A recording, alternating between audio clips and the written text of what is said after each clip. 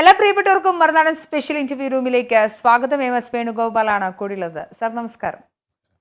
Sir, നമ്മൾ ഇപ്പോൾ ഇവിടെ സമാധാനത്തോടെ ഇരിക്കുന്നു. പക്ഷേ മിഡിൽ ഈസ്റ്റിൽ അങ്ങനെയല്ല കാര്യങ്ങൾ ഓരോ മിനിറ്റുകൾ ബൈ മിനിറ്റുകളാകുമ്പോൾ കാര്യങ്ങൾ മാറുകയാണ്. ഇസ്രായേൽ ഇറാൻ വാർ എന്ന രീതിയിലേക്ക് ഒരു സംഘർഷമായിരുന്നു, അത് അറ്റാക്ക് മോഡിലേക്ക് മാറിയിട്ടുണ്ട്. ഒരു കംപ്ലീറ്റ് ഫുൾ ഫ്ലെഡ്ജ്ഡ് വാറിലേക്ക് പോകുന്നൊരു സിറ്റുവേഷൻ ഒബ്സർവ് ചെയ്യപ്പെടുന്നുണ്ട്. ഇതിൻ്റെ ഒരു എക്സ്റ്റൻഷനായി സ്വാഭാവികമായും ലോകരാജ്യങ്ങൾ ആശങ്ക പ്രകടിപ്പിക്കും, ഇറങ്ങിച്ചെന്ന് പ്രശ്നം പരിഹരിക്കാൻ നോക്കും. ഒമാനോടും യൂറോപ്യൻ യൂണിയനോടുമൊക്കെ ഇറാൻ പറഞ്ഞത് മധ്യസ്ഥ ചർച്ചയ്ക്ക് തയ്യാറല്ല എന്ന് പറയുന്നുണ്ട്. സർ, ഒരുപാട്, അതായത് ആണവ കേന്ദ്രങ്ങളിൽ, അതുപോലെ ടെഹ്റാനിൽ, ക്യാപിറ്റൽ സിറ്റിയിലൊക്കെ ഇറാൻ ഒരുപാട് നാശനഷ്ടങ്ങൾ സംഭവിക്കുന്നു. മറുവശത്ത് ഇസ്രായേലിൽ ഇസ്രായേലിനെ അടുത്തിടെ ആക്രമിച്ചതിൽ വ്യോമ പ്രതിരോധങ്ങളെ അതിക്രമിച്ചുകൊണ്ടുള്ള ബാലിസ്റ്റിക് മിസൈലിൽ 8ഓളം ആളുകൾ മരണപ്പെടുന്നു എന്നുള്ള റിപ്പോർട്ടുകൾ വരുന്നു. സാർ, ഇതൊരു മധ്യസ്ഥ ചർച്ചയിലേക്ക് നീങ്ങുമോ, അതോ ഇറാൻ ഇസ്രായേലിന് മുന്നിൽ മുട്ടുകുത്തുമോ, അതോ നേരെ തിരിച്ച് സംഭവിക്കുമോ? മുട്ടുകുത്താതെ ഒരു മധ്യസ്ഥ ചർച്ച വന്നാൽ ചിലപ്പോൾ ഇറാൻ അതിൽ അഡ്ജസ്റ്റ് ചെയ്തേക്കാം. കാരണം ഇപ്പോൾ അത്തരത്തിലൊരു ലൈനും അവർ ചിന്തിക്കുന്നുണ്ട്. പക്ഷേ ഫൈറ്റ് ചെയ്യാനാണെങ്കിൽ അവർ വിട്ടുകൊടുക്കാനും തയ്യാറല്ല എന്നുള്ള രീതിയിലും അവർ മുന്നോട്ട് പോവുകയാണ്. അവരുടെ ഇന്നലത്തെ ആക്രമണങ്ങളെല്ലാം ഇസ്രായേലിനെയും ഞെട്ടിച്ചിട്ടുണ്ട്. അവരുടെ ടെലവീവും മാത്രമല്ല, ഹൈഫ എന്ന് പറയുന്ന അവരുടെ ഒരു പോർട്ട്, ആ പോർട്ടിൽ വലിയ നാശനഷ്ടങ്ങൾ വരുത്തിയിരിക്കുകയാണ്. അവരുടെ നേവൽ ബേസ് വരെയുള്ള ഒരു പോർട്ടാണ്. പിന്നെ വളരെ പ്രധാനപ്പെട്ട ഒരു ടൗണാണ്, കൊമേഴ്സ്യൽ സെൻറ്ററാണ്. അപ്പോൾ ഇതൊക്കെ ഒരു വളരെ പ്രിസൈസ്ഡ് അറ്റാക്ക് പോലെ ഇറാനും നടത്തുന്നു എന്നുള്ളതാണ് നമ്മൾ മനസ്സിലാക്കേണ്ടത്. ഇപ്പം അയൺ ഡോമിന് പ്രതിരോധിക്കാൻ പറ്റുന്ന ഒരു ലിമിറ്റുണ്ട്.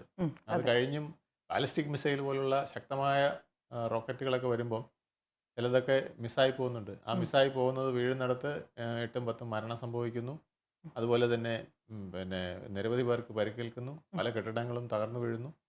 അവിടെ എല്ലാ വീടിനും ബങ്കറുണ്ട്. ബങ്കറിൻ്റെ അടിയിലാണ് അവർ ഇരിക്കാറ് ഈ സൈറൻ കേൾക്കുമ്പോൾ. പക്ഷെ എന്നിട്ട് പോലും അപകടം ഉണ്ടാകുന്നു എന്ന് പറയുമ്പോൾ ഇസ്രായേലിനും പേടിക്കേണ്ടതാണ്. അതുകൊണ്ട് തന്നെയാണ് ഇന്ന് പ്രതിരോധ ടീമിൻ്റെ ഒരു വലിയ മീറ്റിംഗ് നെതന്യാഹു വിളിച്ചിരിക്കുകയാണ്. അവരും നിരീക്ഷണത്തിലാണ്. അതുപോലെ തന്നെ തിരിച്ച് ഇറാനിലേക്ക് അവർ ഇസ്രായേലിൽ വലിയ ആക്രമണം നടത്തിയിരിക്കുന്നു. ടെഹ്റാനിൽ പ്രതിരോധ കേന്ദ്രത്തിൽ തന്നെ ആക്രമണം നടത്തിയിരിക്കുന്നു.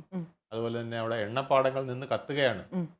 സൗത്ത് പാർസ് എന്ന് പറയുന്ന എണ്ണപ്പാടം വലിയൊരു എണ്ണപ്പാടമാണ്. അത് ഇപ്പോൾ ആക്രമിക്കപ്പെട്ടു, അവിടെ നിന്ന് കത്തുകയാണ്. അതുപോലെ തന്നെ നേരത്തെ ബുഷാഹാറും ഷഹാറാൻ എന്നീ 2 പിന്നെ എണ്ണപ്പാടങ്ങളും ഇതുപോലെ തന്നെ ആക്രമിക്കപ്പെട്ടു. അതുപോലെ തന്നെ ആണവ കേന്ദ്രങ്ങൾ, ആണവ പരീക്ഷണം നടക്കുന്ന പദ്ധതി നടക്കുന്ന സ്ഥലങ്ങൾ ഒക്കെ എണ്ണിപ്പെറുക്കി ആക്രമിക്കുന്നു. നെതന്യാഹു ഇന്ന് മറ്റൊന്നും കൂടെ പറഞ്ഞു, ഞങ്ങളുടെ നിരീക്ഷണ വലയത്തിലാണ് അയത്തുള്ള ഖൊമൈനി എന്ന അവിടുത്തെ ഏറ്റവും പരമോന്നത നേതാവ് എന്നുകൂടെ പറഞ്ഞു വെച്ചിരിക്കുകയാണ്. അപ്പോൾ ഭീഷണിപ്പെടുത്തുന്നത് മാത്രമല്ല, അത്തരത്തിലൊക്കെ ഉണ്ടോ എന്ന് ഇറാനും സംശയിക്കേണ്ട കാര്യമുണ്ട്. കാരണം ഇറാൻ പട്ടാളത്തിൻ്റെ ഇടയിൽ ഇസ്രായേലിൻ്റെ ചാരന്മാരുണ്ടോ, മൊസാദുണ്ടോ എന്നൊക്കെ അവർ സംശയിക്കേണ്ട രീതിയിലേക്കാണ് അവരുടെ ഓരോ ആക്രമണങ്ങളും. അതായത് ഇവർ ഇതിനുള്ളിൽ വെച്ച് നടത്തിയ ആക്രമണങ്ങളെല്ലാം തന്നെ മൊസാദ് പ്രീ പ്ലാൻഡ് ആണ്. ഏകദേശം 1 വർഷത്തോളം നീണ്ടു നിൽക്കുന്ന ഒരു പ്ലാനിങ് എന്തായാലും അതിന്റെ പുറകിൽ ഉണ്ടാവില്ലേ? മാത്രമല്ല, സിൻവറിനെയൊക്കെ കൊന്നത് തന്നെ ഈ പറഞ്ഞ പോലെ ടെഹ്റാനിൽ വെച്ച് തന്നെയാണ്. അത് ഇറാനുള്ളിൽ വെച്ച് തന്നെയാണല്ലോ ഇസ്രായേൽ മിലിറ്ററി. തീർച്ചയായിട്ടും അവര് പിന്നെ ഏറ്റവും പരമോന്നതരായവരെ, അതൊരു മിലിറ്ററിയുടെ ഏറ്റവും ടോപ്പ് ഹുസൈനെ പോലുള്ളവരെയൊക്കെ തട്ടുക എന്ന് പറയുന്നത് നിസ്സാര കാര്യമല്ല. അപ്പോൾ അത് വലിയൊരു പ്രതിസന്ധിയാണ് ഇറാൻ ഉണ്ടാക്കിയിട്ടുള്ളത്, നിസ്സാരമല്ല. നിർമ്മാണവുമായി ബന്ധപ്പെട്ട നിരവധി ശാസ്ത്രജ്ഞന്മാരെ അവർ വധിച്ചു കഴിഞ്ഞു. അതൊക്കെ എണ്ണിപ്പെറുക്കി ഇന്നടത്തെന്നുള്ളത് കണക്കാക്കി വധിക്കുകയാണ് ചെയ്തിരിക്കുന്നത്. അപ്പോൾ അതിൻ്റെ കണക്കൂട്ടൽ വളരെ വലുതാണ്. അപ്പോൾ എല്ലാം ഞാൻ അറിയുന്നു എന്നുള്ള രീതിയിലാണ് ഈ ആക്രമണം നടക്കുന്നത്. അപ്പോൾ ഇത്രയും നടത്താമെങ്കിൽ തീർച്ചയായിട്ടും ഇതിൻ്റെ അവസാനം വരെയും അവർ കണക്കൂട്ടിയിട്ടുണ്ട് എന്നുള്ളതാണ് ഇതിൽ നിന്ന് മനസ്സിലാക്കേണ്ടത്. അപ്പം അതിന് വരുന്ന അടിയും തിരിച്ചടിയും എങ്ങനെ ഇരിക്കുമെന്നുള്ളത്, ഭീകരമായിരിക്കും എന്നുള്ളത് ഇറാൻ അറിയാം. അതുകൊണ്ടാണ് അവർ ഹോർമോസ് കടലിടുക്ക് വരെ ഞങ്ങൾ അടയ്ക്കും എന്നിപ്പോൾ പറയാനുണ്ടായ കാരണം. അതോടൊപ്പം സമാധാന ചർച്ചയ്ക്കും നീങ്ങും എന്നുള്ളൊരു സൂചനയും നൽകുന്നുണ്ട്. സാർ, ഇവിടെ ഒരു പ്രധാനപ്പെട്ട ചോദ്യം ഇറാൻ ഈ ആണവ കരാറിൽ ഒപ്പിടുമോ എന്നുള്ളതാണ്. അതായത് ഇറാനെ സംബന്ധിച്ചിടത്തോളം ഒരു 15ഓളം ന്യൂക്ലിയർ ബോംബ് ഉണ്ടാക്കാനുള്ള യുറേനിയം സമ്പുഷ്ടീകരണം നടത്തി കഴിഞ്ഞു എന്നുള്ളതാണ് ഇസ്രായേൽ എപ്പോഴും പറയുന്നത്. അത് മനസ്സിലാക്കി തരുന്നത് പോലെ തന്നെയാണ് ആണവ ചോർച്ച ഉണ്ടോ എന്നടക്കമുള്ള കാര്യങ്ങൾ നെതൻസിലായിക്കൊള്ളട്ടെ, ഇവരുടെ ഭൂഗർഭ അറകളിൽ നടക്കുന്ന പരീക്ഷണ കാര്യങ്ങളെല്ലാം തന്നെ ഇപ്പോൾ എക്സ്പോസ്ഡ് ആകപ്പെടുന്ന ഒരു സാഹചര്യം കൂടിയുണ്ട്. സൈനിക ഇതര ആവശ്യങ്ങൾക്കാണ് തങ്ങൾ ഇങ്ങനെ ചെയ്യുന്നതെന്നുള്ള ഇറാനെ നമുക്ക് വിശ്വസിക്കാൻ സാധ്യതയുമില്ല. അങ്ങനെയാണെന്നുണ്ടെങ്കിൽ ഇസ്രായേൽ മുന്നോട്ട് വയ്ക്കുന്ന മധ്യസ്ഥ ചർച്ചയിൽ പ്രധാനപ്പെട്ട കാര്യം നിങ്ങൾ എത്രയും വേഗം ഇതുപോലുള്ള പ്രവർത്തനങ്ങൾ നിർത്തുകയും കരാറുകളിൽ ഏർപ്പെടുകയും നിയന്ത്രിക്കണം ഈ പ്രവർത്തനം എന്നുള്ളതുമായിരിക്കും. അതിന് ഇറാൻ തയ്യാറാകുമോ? അവരുടെ ഒരു വിഷനാണല്ലോ ഈ പ്ലാനിൻ്റെ അവസാനത്തെ മിഷൻ എന്ന് പറയുന്നത് ഈ ഇസ്ലാമിക് ഭരണകൂടത്തെ താഴെ ഇറക്കുക, തകർക്കുക, അതിന് പകരം ഒരു പാവ സർക്കാരിനെ അവിടെ സ്ഥാപിക്കുക എന്നുള്ളതാണ് പരസ്യമായ രഹസ്യം. ഇത് ഇറാന് നല്ലപോലെ അറിയാം. അതുകൊണ്ടാണ് US-നെ വളരെയധികം സംശയിക്കുന്നത്. US-ന്റെ സാമ്പത്തിക തകർച്ചയിൽ നിൽക്കുന്ന സാഹചര്യത്തിൽ രക്ഷപ്പെടാനുള്ള ഒരു പഴുതായി ട്രംപ് ഈ വ്യാപാര കണ്ണ് കൈവച്ചിട്ടുണ്ടോ എന്നറിയില്ല. കാരണം ഏറ്റവും വലിയ എണ്ണപ്പാടങ്ങൾ ഉള്ള സ്ഥലമാണ് ഇറാൻ. ഇറാൻ ഒരു പാവ സർക്കാർ വരികയും എണ്ണ വളരെ ലാഭത്തിന് തങ്ങൾക്ക് യഥേഷ്ടം കിട്ടാനുള്ള സാഹചര്യം ഉണ്ടാക്കുകയും ചെയ്താൽ US-ന് രക്ഷപ്പെടാൻ ആ ഒരൊറ്റ സാധനം മതി. അതുകൊണ്ടാണ് തങ്ങളുടെ ചൊൽപ്പടിയിൽ നിൽക്കുന്ന, അല്ലെങ്കിൽ തങ്ങളുടെ ഏറ്റവും വലിയ സാമന്തപുത്രനായ ഇസ്രായേലിനെ തന്നെ വാറിന് ഇറക്കി വിട്ടിരിക്കുന്നത്. യുദ്ധത്തിന് വരില്ല എന്ന് ഞങ്ങൾ പറയുമ്പോഴും ഒരു ഘട്ടത്തിൽ US യുദ്ധത്തിന് വന്നേക്കാമെന്ന് ഇറാൻ സംശയിക്കുന്നുണ്ട്. അങ്ങനെ വന്നാൽ അത് തങ്ങളെ തകർക്കാനായിരിക്കുമെന്നും അവർ ഭയക്കുന്നുണ്ട്. അങ്ങനെ വന്നാൽ അതുകൊണ്ട് ചിലപ്പോൾ അറ്റകൈക്ക് ആണവോർജം വേണ്ടെന്ന് വെക്കാൻ, അല്ലെങ്കിൽ ബോംബ് നിർമ്മാണം വേണ്ടെന്ന് വെക്കാനായിട്ട് അവർ തയ്യാറായേക്കും. പക്ഷേ അത് എത്ര നാൾ നീണ്ടു നിൽക്കും, അത് കഴിഞ്ഞ് വീണ്ടും ഇത്തരം ശ്രമങ്ങൾ നടത്തിയില്ലേ എന്നുള്ളതും ഒരു ചോദ്യമാണ്. കാരണം ഇറാൻ്റെ നിലനിൽപ്പിനും ഇത്തരം ചില പൊടിക്കൈകൾ അവർക്ക് വേണം. ഒരു രക്ഷാകവചമായിട്ടാണ് അവർ അണവായുധത്തെ കാണുന്നത് എന്ന് നമുക്ക് ബോധ്യമാവും. പക്ഷെ അങ്ങനെ ഒരു രക്ഷാകവചം എന്നേക്കാൾ ഉപരിയായി ഇസ്രായേലിനെ തീർക്കുക എന്നൊരു ലക്ഷ്യം കൂടി അവർക്കുണ്ടല്ലോ. അല്ല, അതാണ് ഇപ്പോഴത്തെ പ്ലാൻ ABCD കറക്റ്റായിട്ട് പോയിക്കൊണ്ടിരിക്കുകയാണ്. അതിൽ ചെറിയ വ്യത്യാസം വന്നത് അവർ കണക്ക് കൂട്ടിയതിനേക്കാൾ ശക്തമായിട്ട് ബാലിസ്റ്റിക് മിസൈലുകൾ ഇറാൻ അയക്കുന്നു, അത് ഇസ്രായേൽ പതിക്കുന്നു എന്നുള്ളതാണ്. അല്ല, അത് ഇസ്രായേൽ സ്വാഭാവികമായും പ്രതീക്ഷിക്കില്ലേ? തീർച്ചയായിട്ടും അങ്ങനെ അവരിങ്ങനെ ഒരു ആക്രമണം നടക്കുമ്പോൾ പ്രത്യാക്രമണം നടത്താതെ ഇറാൻ എന്തെങ്കിലും കൈകെട്ടിരിക്കില്ല എന്ന് ഇസ്രായേലിന് അറിയാമല്ലോ. അവരതിന് ബാലിസ്റ്റിക് മിസൈൽ ബാറ്ററീസ് ഒക്കെ തകർക്കാനായിട്ടുള്ളൊരു ശ്രമം നടത്തി. അത് പൂർണ്ണമായും വിജയിച്ചില്ല എന്നുള്ളതാണ്. അവർ ഒരുപക്ഷെ എനിക്ക് തോന്നുന്നത് അവർ ഇതിനെ കൂടെ നിർവീര്യമാക്കുന്ന എന്തെങ്കിലും പ്ലാൻ ചെയ്തിരുന്നിരിക്കണം. അത് പൂർണ്ണമായും വിജയിച്ചോ എന്ന് സംശയമാണ്. അതുകൊണ്ടായിരിക്കും ഇവർക്ക് ഇത്രയും ബാലിസ്റ്റിക് മിസൈലുകൾ അയക്കാൻ കഴിയുന്നത്. അപ്പോൾ അത് എന്നാൽ പോലും അത് പ്രതിരോധിക്കാം എന്നുള്ളതാണ് അവരുടെ കണക്കുകൂട്ടൽ. ആ പ്രതിരോധിക്കാൻ തീർച്ചയായിട്ടും അവർക്ക് വലിയ തോതിൽ കഴിഞ്ഞിട്ടുണ്ട്. പിന്നെ 1-2 വീഴുന്നതാണ് ഈ നാശനങ്ങൾ. 8 പേര് മരിക്കുന്നു എന്ന് പറയുന്നത്, ഒരു ബാലിസ്റ്റിക് മിസൈൽ വീണാൽ 8 പേര് മരിക്കുക എന്നുള്ളത് ഒരു സാധാരണ സംഭവമായിട്ട് നമുക്ക് കണക്കാക്കാം. കാരണം വലിയൊരു മരണം നടന്നില്ല എന്ന് വേണം നമുക്ക് പറയേണ്ടത്. നമ്മൾ കേൾക്കുമ്പോൾ 8 പേര് മരിച്ചു, നിരവധി പേർക്ക് പരിക്കെന്നൊക്കെ പറയുന്നെങ്കിലും അതൊരു ബാലിസ്റ്റിക് മിസൈൽ ഒരു തിങ്ങിപ്പാർക്കൻ ജനവാസ കേന്ദ്രത്തിൽ പതിക്കുമ്പോഴുണ്ടാകുന്ന ഒരു മരണം വെച്ച് നോക്കുമ്പോൾ അത് സ്വാഭാവികത്തിനേക്കാൾ വളരെ കുറഞ്ഞതാണ് എന്ന് പറയേണ്ടി വരും. മനസ്സിലായി. അതിൻ്റെ ഒരു പ്രധാനപ്പെട്ട ഒരു ചോദ്യം അടുത്തത്, ഇറാനും ഇസ്രായേലും തമ്മിൽ യുദ്ധം തുടരുകയാണെന്നൊരു സാഹചര്യം, അതായത് മധ്യസ്ഥ ചർച്ചകളുടെ സാധ്യതകൾ മാത്രമാണുള്ളത്. എനിക്ക് തോന്നുന്നില്ല ഇസ്രായേൽ അവരുടെ ആവശ്യം പൂർത്തീകരിക്കും വരെ അവർ ഈ ആക്രമണത്തിൽ നിന്ന് പിന്മാറും എന്ന് എനിക്ക് തോന്നുന്നു. കാര്യം ഇതിന് മുൻപുള്ള വർഷങ്ങളിലുമൊക്കെ ഇസ്രായേൽ ഈ ആവശ്യം ഉന്നയിച്ചു. യുണൈറ്റഡ് നേഷൻസിൽ ഉൾപ്പെടെ ബെഞ്ചമിൻ നെതന്യാഹുവിനെ കുറിച്ച് സംസാരിച്ചതാണ്. അപ്പം അതുകൊണ്ട് ഇസ്രായേൽ എന്തായാലും ഇറാൻ ആണവ ആയുധങ്ങളുടെ വേഷം മാറ്റി വെക്കുന്നത് വരെ എന്തായാലും ഇസ്രായേൽ പിന്നോട്ടില്ലെന്നാണ്. ചോദ്യം ഇതാണ്, ഇങ്ങനെ യുദ്ധം മുന്നോട്ട് പോയാൽ ആർക്കായിരിക്കും ഒരു വിജയം എന്നൊരു ചോദ്യമുണ്ട്. ഇതിൽ വിജയപരാജയങ്ങൾ അളക്കുന്നത് മനുഷ്യത്വപരമാണോ എന്നതിനേക്കാൾ ഉപരിയായി ഒരു ലോകത്തിൻ്റെ ഒരു ഗതിവിഗതി എങ്ങനെയായിരിക്കുമെന്നറിയാൻ വേണ്ടി കൂടിയാണത്. അതിൽ ലോകത്തിന് അപകടമാണ്. കാരണം ഇറാൻ പെട്ടെന്ന് മുട്ടുമടക്കുന്ന ഒരു രാഷ്ട്രമാണെന്ന് നമുക്ക് കരുതാൻ വയ്യ. അവർ ഒരടി പുറകോട്ട് 2 അടി മുന്നോട്ട് എന്നുള്ള ചൈനീസ് തിയറി അവരും ഇപ്പോൾ ഏറ്റെടുക്കുന്നു എന്നുള്ളതാണ് നമുക്ക് സംശയം.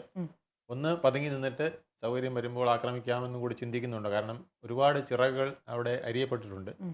അപ്പോൾ യുദ്ധത്തിന് ഇനി കൊണ്ടുപോകുന്നതിന് എന്തെങ്കിലും ബുദ്ധിമുട്ടുണ്ടോ എന്നൊക്കെ അവർ ചിന്തിക്കുന്നുണ്ടാവാം. ഒരു പക്ഷേ ഒരു സമാധാന ചർച്ചയ്ക്ക് വന്നാൽ പോലും ആ ചർച്ച താൽക്കാലികമാകാനാണ് സാധ്യത. അപ്പോൾ അത് കണ്ടുകൊണ്ട് ഈ സാധ്യത ഇസ്രായേലിനും അറിയാം, അമേരിക്കയ്ക്കും അറിയാം. അപ്പോൾ അതുകൊണ്ട് യുദ്ധം നീണ്ടുപോകാനുള്ള സാധ്യതയും വളരെ അധികമുണ്ട്. പക്ഷെ അഥവാ നിർത്തിയാലും താൽക്കാലികമായി പോകാനും സാധ്യതയുണ്ട്. ഇതിൽ ഏതാണ് വരുന്നതെന്ന് വെച്ചാൽ രണ്ടും സംഭവിക്കാം. പക്ഷെ രണ്ട് സംഭവിച്ചാലും ലോകത്തിന് ഒരു സുരക്ഷിതത്വം ഇപ്പോൾ പറയാൻ കഴിയില്ല. ഓക്കെ സർ, ഇതിന് പരമപ്രധാനമായി നമ്മൾ ഇനിയും മുന്നോട്ട് പോകുന്ന ഘട്ടത്തിൽ അമേരിക്ക യുദ്ധത്തിലേക്ക്, അതായത് കുറച്ച് മണിക്കൂറുകൾക്ക് മുൻപും ഫുൾ ഫ്ലെഡ്ജ് വാറിലേക്ക് പോയി കഴിഞ്ഞാൽ ഞങ്ങളും അണിചേരുമെന്ന് പറയുന്നുണ്ട്. മാത്രമല്ല ഇറാൻ പറയുന്ന പ്രധാനപ്പെട്ട കാര്യമുണ്ട്, ബ്രിട്ടൻ്റെ ഇസ്രായേലിൻ്റെ അല്ലെങ്കിൽ അമേരിക്കയുടെയൊക്കെ എയർബേസുകളെ ഞങ്ങൾ ആക്രമിക്കും, ആരൊക്കെയാണ് ഇസ്രായേലിനൊപ്പം കൂടെ നിന്നാൽ അവരെയും കൂടെ ഞങ്ങൾ തകർത്ത് കളയുമെന്നുള്ള ഇറാൻ്റെ ഭീഷണിയൊക്കെ വരുന്നുണ്ട്. മാത്രമല്ല ഇതിൽ ഒരു പ്രധാനപ്പെട്ട കാര്യം, ഈ ഇറാൻ ആണവ പരീക്ഷണങ്ങൾ നടത്തുന്നത് ഭൂമിക്കടിയിലാണ്. അപ്പോൾ ഈ ഭൂഗർഭ അണ്ടറിലുള്ള കാര്യങ്ങൾ തകർത്ത് കളയണം എന്നുണ്ടെങ്കിൽ അതിനുള്ള ഭൂഗർഭ ബോംബുകൾ തന്നെ വേണ്ടിവരും. അതിനുള്ള കപ്പാസിറ്റി ഒന്നും ഇസ്രായേലിനുള്ളത് US-ൻ്റെ കയ്യിലാണ്. അങ്ങനെ വന്നു കഴിഞ്ഞാൽ, ഞാൻ ചോദിക്കുന്നത്, മിലിറ്ററി എന്നൊരു ഘട്ടത്തിലേക്ക് വന്നു കഴിഞ്ഞാൽ ഈ ഇറാൻ്റെ ഭീഷണി ഉണ്ടല്ലോ, എയർബേസുകൾ അറ്റാക്ക് ചെയ്യുന്ന ഭീഷണി നിൽക്കുമ്പോൾ, അല്ലെങ്കിൽ ഈ യുദ്ധത്തിലേക്ക് ഒരു അമേരിക്ക കടന്നു വരുന്നൊരു സാഹചര്യം ഉണ്ടാകുമോ ഒരു പ്രത്യക്ഷമായി? അത് ഇപ്പോൾ സാധ്യത കുറവാണ്. കാരണം അമേരിക്ക അതിരൂക്ഷമായ ആഭ്യന്തര പ്രശ്നങ്ങൾ കൊണ്ട് പൊറുതിമുട്ടുകയാണ്. അപ്പോൾ അവിടെ ഇന്നലെ തന്നെ 2000 കേന്ദ്രങ്ങളിൽ 10,000-കണക്കിന് പേരാണ് ട്രംപിനെതിരെ പ്രതിഷേധവുമായി വന്നിരിക്കുന്നത്. ഡെമോക്രാറ്റ്സ് ഉൾപ്പെടെയുള്ളവർ പ്രതിഷേധത്തിലുണ്ട്. ഒരു ഡെമോക്രാറ്റിക് ലോ മേക്കറെ വധിച്ചു, അവരുടെ ഭർത്താവ് ഗുരുതരമായി പരിക്കേറ്റു. വേറൊരു ലോ മേക്കർ, ഡെമോക്രാറ്റ്സിൻ്റെ ലോ മേക്കറിന് വെടിയേറ്റു. അപ്പോൾ അതൊക്കെ മനഃപൂർവ്വം ചെയ്തതാണെന്നാണ് പലരും പറയുന്നത്. കാരണം ഡെമോക്രാറ്റ്സിന് ഒരു വാർണിംഗ് കൊടുക്കുന്ന പോലെ ട്രംപ് ചെയ്തതാണെന്നാണ് പലരും പറയുന്നത്. അപ്പോൾ അതൊക്കെ കാണിക്കുന്നത് അവിടെ ഒട്ടും സുരക്ഷിതമല്ല എന്നുള്ളതാണ്. ട്രംപിനോട് രാജാവാകണ്ട എന്നുള്ള രീതിയിലുള്ള സ്ലോഗൻസ് വരെ അവിടെ ഉന്നയിക്കുന്നു എന്നുള്ളതാണ്. അപ്പോൾ ഇതൊക്കെ കാണിക്കുന്നത് അവിടെ അത്ര സുരക്ഷിതമല്ല. അതുകൊണ്ടാണ് ഇപ്പോൾ ഒരു യുദ്ധത്തിന് രംഗത്ത് വരാത്തത്. പക്ഷേ ഒരു വൈതരണി ഘട്ടത്തിൽ ഒരുപക്ഷെ ഇതിനെ ഒക്കെ മറയാക്കാനും കൂടി ചിലപ്പം ഒരു യുദ്ധത്തിലേക്ക് US വന്നുകൂടായികയില്ല. ഇറാൻ ഇപ്പോൾ US-ൻ്റെയും പിന്നെ അതുപോലെ തന്നെ UK-യുടെയും ഫ്രാൻസിൻ്റെയും ഒക്കെ എയർബേസിനെ അറ്റാക്ക് ചെയ്യുമെന്ന് പറയുന്നത് അവർ കൂടുതൽ അപകടത്തിലേക്ക് ചെന്ന് ചാടുകയാണ്. തീർച്ചയായിട്ടും അത്തരം അറ്റാക്കുകൾ ഉണ്ടായാൽ അവരെ തീർച്ചയായിട്ടും ഒരു കൂട്ടത്തോടെ ആക്രമിക്കുന്ന ഒരു പ്രശ്നം വരികയും ഇറാൻ അത് താങ്ങാൻ പറ്റാത്ത വിധത്തിലുള്ള ഒരു ആക്രമണമായിട്ട് മാറുകയും ചെയ്യും. അതിൽ ഇറാൻ്റെ നിലനിൽപ്പ് പ്രതിസന്ധിയിലാവുകയും ചെയ്യും. അതുകൊണ്ട് ഇറാൻ അത്തരത്തിലൊരു കാര്യത്തിന് പോവില്ല എന്ന് തന്നെയാണ് എനിക്ക് തോന്നുന്നത്.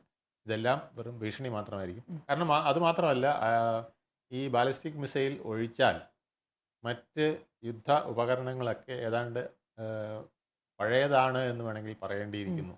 കാരണം 45 വർഷം മുമ്പ് നടന്ന ഒരു വാറിൻ്റെ രീതിയല്ല ഇന്നുള്ളത്.